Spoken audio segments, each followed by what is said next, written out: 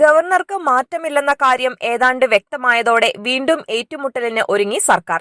സർവകലാശാലകളിൽ സ്വജനപക്ഷപാതം ചട്ടമാക്കിയ സർക്കാർ വേണ്ടപ്പെട്ടവരെ തിരികെ കയറ്റാനുള്ള നടപടികളുമായി പരസ്യമായി രംഗത്ത് ഇറങ്ങിയിരിക്കുകയാണ്. ഇതിന്റെ ഏറ്റവും പുതിയ തെളിവാണ് വെറ്ററിനറി യൂണിവേഴ്സിറ്റിയിൽ ഗവർണറുടെ പ്രതിനിധിയെ ഒഴിവാക്കി ഡോക്ടർ ബി ഇക്ബാൽ ചെയർമാനായി സർക്കാർ സെർച്ച് കമ്മിറ്റി രൂപീകരിച്ചത്.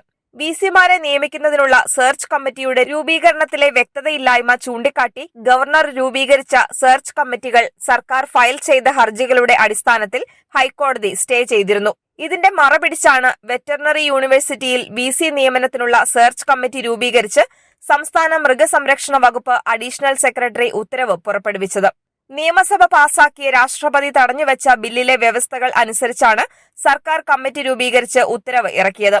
യൂണിവേഴ്സിറ്റി നിയമപ്രകാരമുള്ള ചാൻസലറുടെ ചുമതലയുള്ള ഗവർണറുടെ പ്രതിനിധിയെ കമ്മിറ്റിയിൽ നിന്നും ഒഴിവാക്കിയാണ് സർക്കാർ ഉത്തരവ്. യുജിസി നോമിനിയായി Madhya Pradesh Hari Singh Gour Vishwavidyalaya VC professor Neelima Gupta, university പ്രതിനിധിയായി കേരള സർവകലാശാല മുൻ vice chancellor doctor B Iqbal, സംസ്ഥാന സർക്കാർ പ്രതിനിധിയായി കാർഷിക സർവകലാശാല മുൻ VC professor P Rajendran, higher education council പ്രതിനിധിയായി Indian Institute of Science Bangalore retire professor Raman Sukumar, ICAR പ്രതിനിധിയായി ഡോക്ടർ രാഘവേന്ദ്ര ഭട്ട എന്നിവരാണ് കമ്മിറ്റി അംഗങ്ങൾ. ഡോക്ടർ ബി ഇക്ബാൽ കമ്മിറ്റിയുടെ ചെയർമാൻ ആയിരിക്കുമെന്നും ഉത്തരവിൽ പറയുന്നു. നാളിതുവരെ സംസ്ഥാനത്തെ എല്ലാ സർവകലാശാലകളിലെ വിസിമാരെ തിരഞ്ഞെടുക്കുന്നതിനുള്ള സെർച്ച് കമ്മിറ്റി രൂപീകരിച്ച് ഉത്തരവിറക്കുന്നത് ഗവർണറുടെ ഓഫീസാണ്.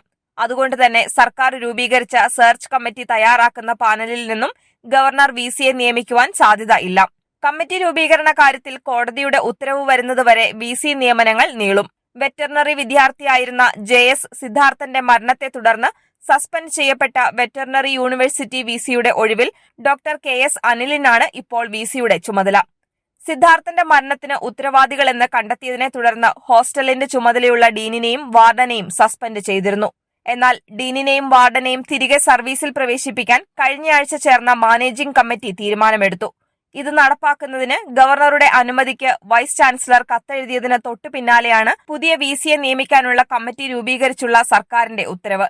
ഡീനിനെയും വാർഡനെയും തിരികെ സർവീസിൽ പ്രവേശിപ്പിക്കുന്നതിലെ വൈരുദ്ധ്യം ചൂണ്ടിക്കാട്ടി സേവ് യൂണിവേഴ്സിറ്റി ക്യാമ്പയിൻ കമ്മിറ്റി ഗവർണർക്ക് പരാതി നൽകിയിട്ടുണ്ട്. ഈ പശ്ചാത്തലത്തിൽ ഗവർണർ യൂണിവേഴ്സിറ്റിയുടെ തീരുമാനം അംഗീകരിക്കാൻ ഇടയില്ലെന്നാണ് അറിയുന്നത്.